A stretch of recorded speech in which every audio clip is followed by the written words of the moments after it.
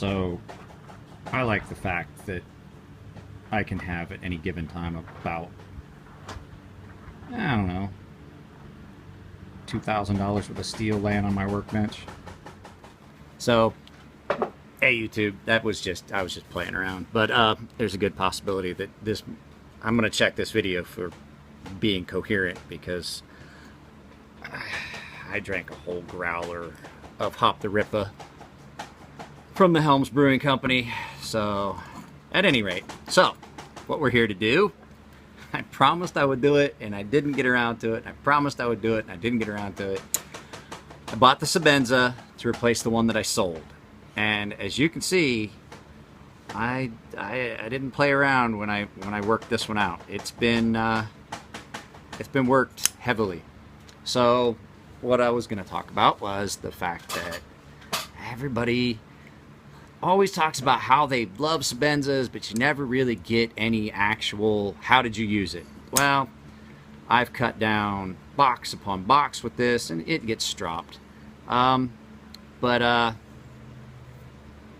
he got it right. Chris Reeves knew what he was doing. That hollow grind is amazing when it comes to just cutting. The cutting potential of this knife is amazing. That hollow ground that you get with Chris Reeves.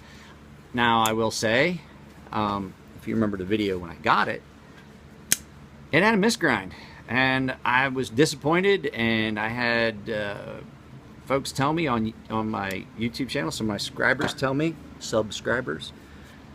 oh, send it back. It's a matter of principle. You should make them make it right. And like I said in the video before, for me it would have been right anyway. But issue I've got is I am going to have to wind up sending this back eventually. Just because you're going to have to. I'm going to wear these bushings out. They're not bearings, they're bushings, and eventually those bushings are going to wear, and I'm going to have to send it back. But it's, I mean, smooth, taken apart a few times. It's got a catch in it, though, and uncharacteristic of a Sebenza, it has got a spot in there where you can see it, where it wants to catch right there. That might have to go back, and like I said, when there's a little pop to it. So all happened before I started using it.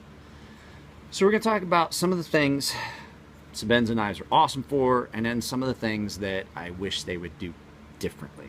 So the big one is I'm already having some deformation.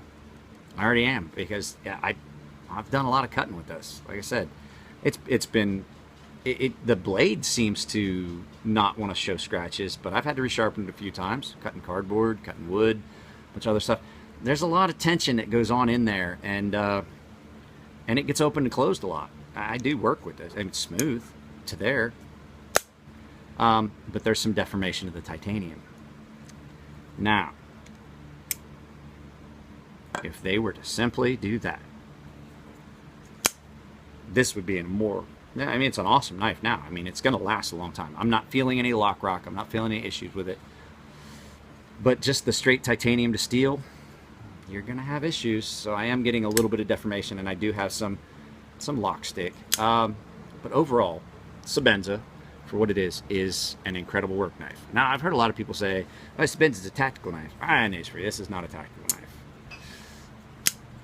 Maybe back in the day, before people started making more tactical style knives, this was, but this is a work knife. This is an out-and-out work knife. I still love that. That kid did a really good job on that.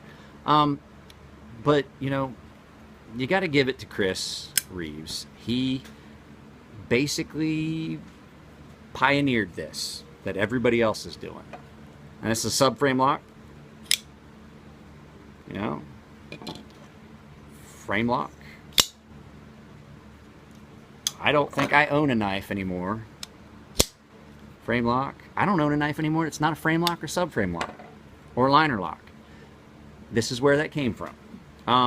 One of the things I do like about Chris Reeves knives, any one of these can go in any port.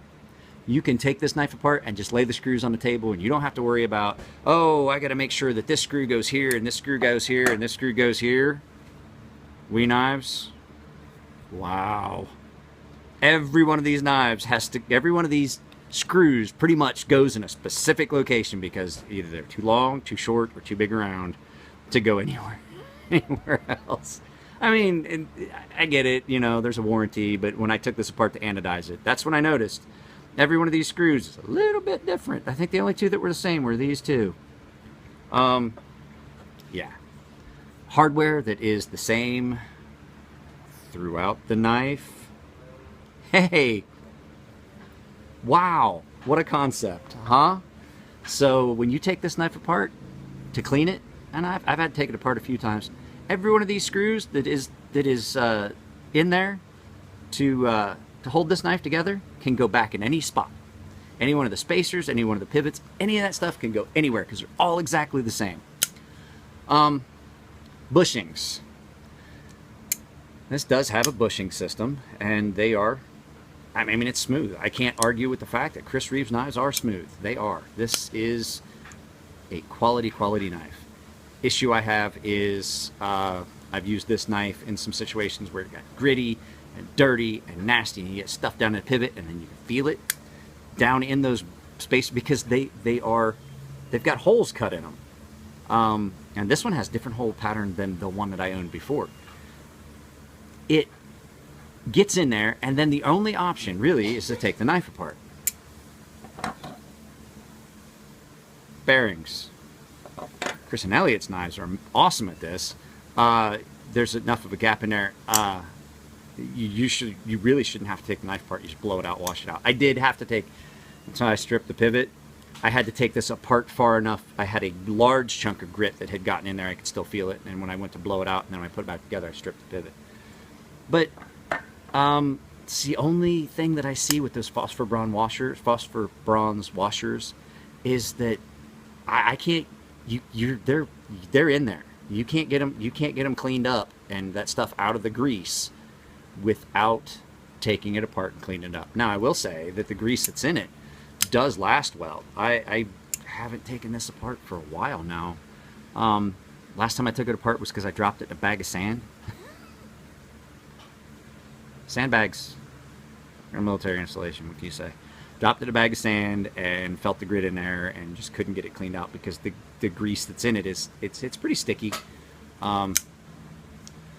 Cutting potential, like I said though, awesome. Hollow ground is gonna give you less friction. It really is. It's a really good cutter. Let's see, S35VN steel compared to this, and it's 100% the heat treatment. I forgot this one doesn't flip. It's the heat treatment. This one takes a really good edge, but it won't stay as fine as long. I think this has been heat treated to a higher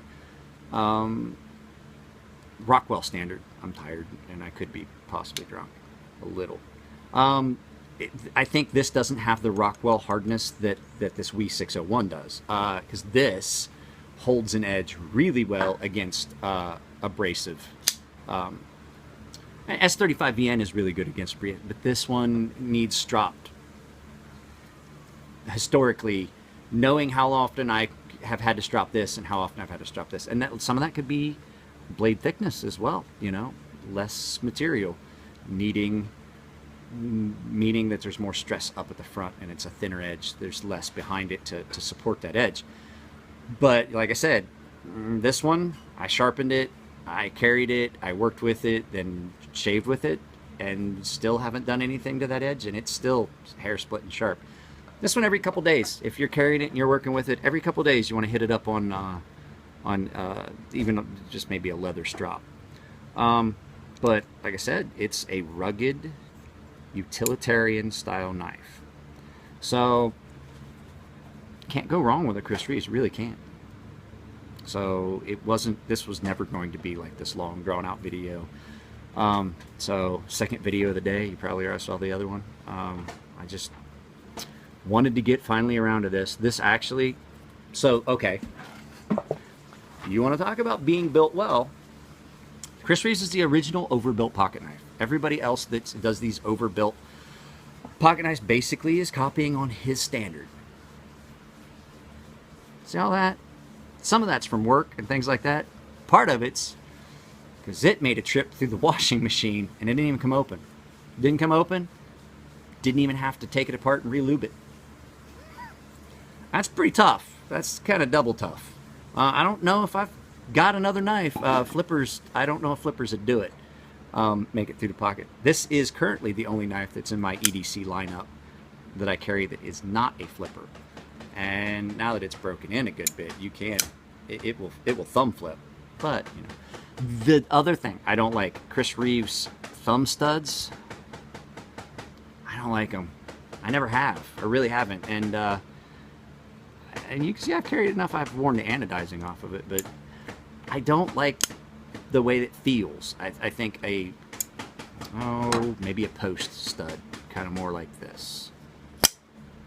I don't know, but that's just personal preference. I love the knife. I carry it. I love the knife. I actually bought it because I sold the other one and then missed it. So, all right, YouTube, that's pretty much it. You have a good evening. Enjoy the rest of your weekend. It's Saturday. Yeah.